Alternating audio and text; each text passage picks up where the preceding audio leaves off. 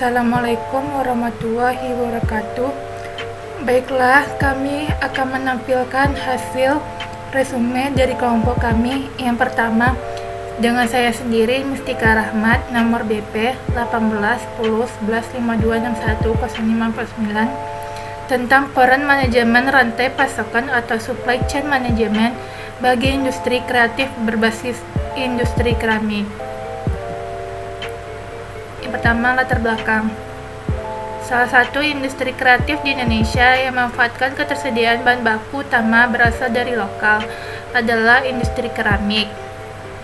Bahan-bahan tersebut yang diharapkan dapat disediakan oleh para pemasok industri keramik melalui kemitraan bisnis. Kemitraan bisnis seperti yang dijanjikan melalui penerapan model SCM pada industri kreatif berbasis industri keramik diharapkan dapat mendorong perkembangan industri keramik. Hal ini terutama karena industri keramik adalah industri dengan berbagai bahan baku dan bahan pembantu. Bahan-bahan tersebut sebagian besar berasal dari pemasok lokal, sebagian lainnya dari impor. Selanjutnya, pembahasan. Industri keramik di atas adalah industri yang beruntung mendapat pasar ekspor. Sementara beberapa industri seperti keramik Klampok, Banjarnegara hanya dipasarkan secara lokal. Namun keberlangsungan industri keramik sebagai industri kerajinan patut dipertahankan. Beberapa industri kecil telah menerapkan SCM sebagai model terintegrasi dalam pengelolaan pasokan dan distribusi produk, seperti industri tekstil, industri kerajinan, batik, industri makanan tradisional, dan industri tas. Berdasarkan pertimbangan di atas, maka jika sebuah industri kerajinan berbasis keramik dengan karakteristik bahan baku lokal berupa bahan galian hanya terdapat pada beberapa lokasi tertentu, sedangkan sebagian bahan baku seperti pewarna didapat dari impor dari berbagai negara di luar Indonesia, sementara sifat produk durable atau mudah pecah, maka sebaiknya industri kreatif berbasis industri keramik menerapkan strategi kemitraan SCM terbagi dan dibedakan untuk pemasok dan distributor. Selanjutnya, penerapan SCM sebagai model terintegrasi dalam pengelolaan pasokan berupa penerapan strategi 6 sumber dan pilihan strategi pengadaan bahan baku. Untuk pemasok, bekerja sama dengan sedikit pemasok, terutama untuk pasokan bahan baku impor dilaksanakan dalam jangka waktu lama. Melakukan kerjasama ventura baik teknologi maupun permodalan. Sedangkan untuk distributor, penerapan SCM dilakukan bersama distributor khusus yang dapat melayani produk durable dan volume besar. Kesimpulannya, skala produk industri keramik sedang cenderung kecil dengan bentuk produk unik serta tersebar di berbagai daerah Sentora Nusantara. Sebagai salah satu industri kerajinan, industri keramik wajib dipertahankan. Salah satu upaya mempertahankan industri keramik adalah dengan cara penerapan SCM agar industri dapat beroperasi secara efisien baik pada biaya logistik maupun biaya produksi. Upaya penerapan SCM dapat dibagi dua, yaitu sisi pasokan dan sisi distribusi. Untuk sisi pasokan, bekerja sama dengan sedikit pemasok, terutama untuk pasokan bahan baku impor dilaksanakan dalam jangka waktu lama. Melakukan kerjasama ventura baik teknologi maupun permodalan. Hal ini seperti yang dilakukan oleh Pleret bersama BPIK mendirikan unit percontohan keramik dan 5 tahun kemudian mendirikan unit pelayanan teknis yang menyediakan bahan baku tanah liat yang telah diolah serta glasir siap pakai. Assalamualaikum warahmatullahi wabarakatuh. Perkenalkan, nama saya Nola Putri Bapama dengan nomor BP 18101152610035. Baiklah, pada kesempatan ini saya akan menjelaskan mengenai hasil resume dari jurnal supply chain management mengenai lead time yang saya ambil. Dengan judul jurnalnya yaitu meningkatkan produktivitas report dengan menetapkan standar untuk mengurangi lead time menggunakan konsep Kaizen. Nah, latar belakangnya sendiri, studi kasus ini diambil pada PT Toyota Motor Manufacturing Indonesia yang merupakan salah satu perusahaan otomotif di Indonesia yang mengedepankan mutu. PT TMMI ini bekerja sama dengan beberapa partner logistik untuk mendistribusikan produknya. Nah, permasalahan yang terlihat yaitu setiap logistik partner nantinya akan memberikan report per bulan berisikan kegiatan yang dilakukan. Namun sayangnya masih terdapat beberapa masalah terkait report tersebut. Di antaranya masih tingginya lead time, kemudian produktivitasnya menurun, dan waktu evaluasi yang terlambat. Berdasarkan permasalahan tersebut, beberapa pemecahan masalah yang dapat diberikan yaitu berupa penyusunan ulang format report yang akan diisi oleh logistik partner dengan menggunakan konsep PDCA pada Kaizen. Nah, konsep PDCA sendiri yaitu ada plan, do, check, dan act. Di mana konsep PDCA ini sangat cocok digunakan untuk skala kecil kegiatan continuous improvement pada memperpendek siklus kerja. Nah, proses dari PDCA ini dapat dijelaskan sebagai berikut. Yang pertama itu ada plan, yang mana plan ini merencanakan sasaran atau goal, dan proses apa saja yang dibutuhkan untuk menentukan hasil yang sesuai dengan spesifikasi. Plan harus diterjemahkan secara detail dan per subsistem. Kedua ada do, yaitu mengerjakan perencanaan proses yang telah ditetapkan sebelumnya pada saat plan. Kemudian ada check, yaitu melakukan evaluasi terhadap sasaran dan proses dan melaporkan apa saja hasilnya. Kemudian yang keempat ada act, yaitu menindaklanjuti, melakukan evaluasi total terhadap hasil sasaran dan proses.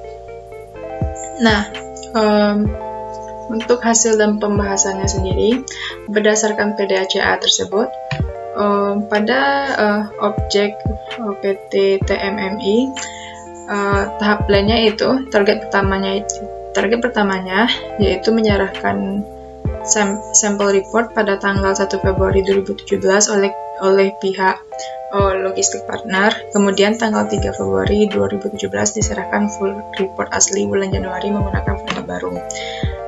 Jika terdapat kesalahan, maka akan direvisi dan diserahkan kembali pada tanggal 8 Februari 2017. Nah, pada tahapan do, dilakukan perubahan format report untuk setiap penilaian.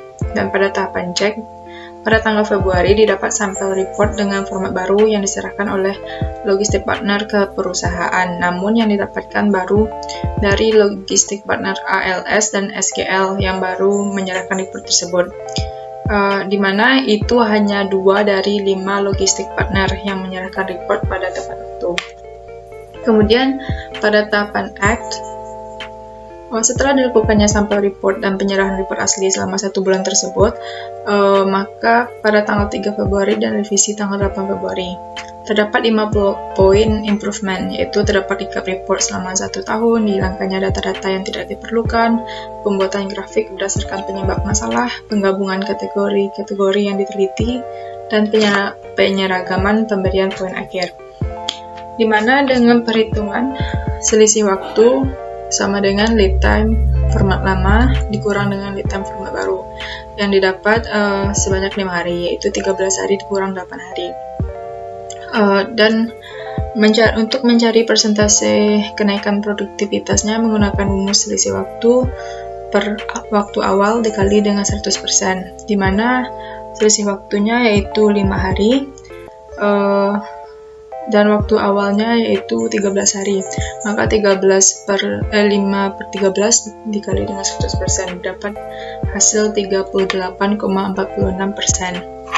Nah, kesimpulan yang bisa diambil adalah dari hasil penerapan format baru tersebut dengan menggunakan konsep PDCA tersebut dapat disimpulkan 8 hari setelah berakhirnya bulan sebelumnya merupakan waktu lead time terbaik untuk penyerahan report, di mana dari hasil perhitungan tersebut didapatkan berkurangnya lead time dari 13 sampai 14 hari menjadi hanya 8 hari saja.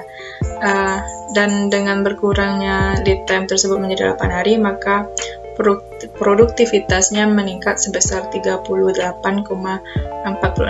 Assalamualaikum warahmatullahi wabarakatuh. Perkenalkan, nama saya Novia Santi Siska, BP 17101192610430, akan mempresentasikan tugas SCM, yaitu tentang pengukuran kinerja rantai pasok pada PT. Pengukuran kinerja tersebut adalah metode yang dibantu dengan PHHP dalam proses menentukan bobot pada setiap metrik dari hasil perhitungan tersebut, maka akan diketahui indikator kinerja perusahaan yang tergolong rendah sehingga bisa diberikan usulan. Suatu rantai pasok mencakup semua tahap yang secara langsung atau tidak langsung. Pengukuran kinerja rantai pemasok pada PT merupakan suatu model konseptual yang dikembangkan oleh SCM sebagai standar antar industri. Tujuan dari standarisasi yang dilakukan secara SCC adalah untuk memudahkan pemahaman rantai pasok sebagai suatu langkah awal dalam rangka memperoleh suatu manajemen. Metode VHHP digunakan untuk pemilihan suatu alternatif dan penyesuaian masalah dengan menggabungkan konsep teori dan analisis struktur hierarki. Data-data yang dikumpulkan untuk melakukan penggunaan kinerja rantai pemasok pada LMP antara lain. Assalamualaikum warahmatullahi wabarakatuh. Perkenalkan, nama saya Sergi Fando, BP 18612. Pada kesempatan kali ini saya akan menjelaskan mengenai tentang tugas SCM saya, mengenai tentang pengaruh strategi orientasi organisasi terhadap manajemen rantai pasok hijau dan kinerja bisnis. Pertama itu kita masuk dulu ke latar belakangnya.